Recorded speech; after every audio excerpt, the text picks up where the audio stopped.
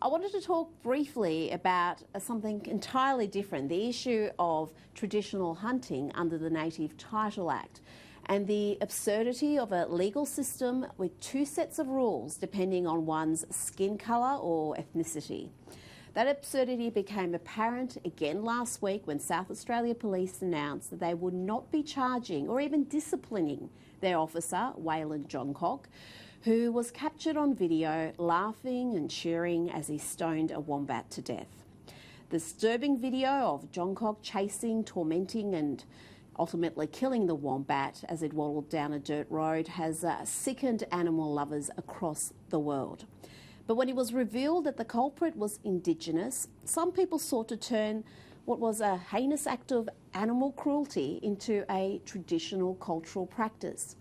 Some Indigenous elders said Johncock was entitled to kill the wombat by stoning it because as an Indigenous man he was simply practising his culture. And it seems the South Australian Police agree.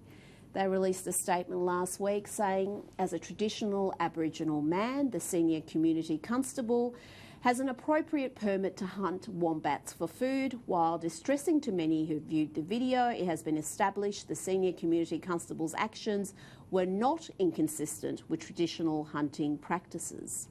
That was a statement from the South Australian Police Commissioner.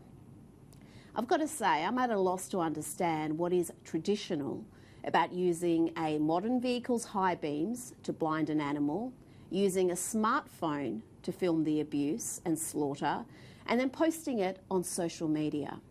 How can we criticise the Japanese for their whaling practices or condemn China for the Yulin Dog Meat Festival when we ignore horrendous abuse of our own animals, including protected and endangered species? Wombats are not the only protected species that are killed in this manner.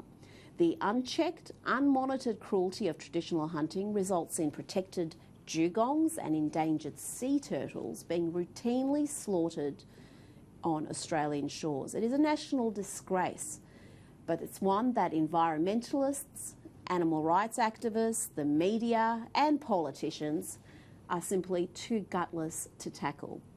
I have written extensively about animal cruelty, from the live trade shame to greyhound racing.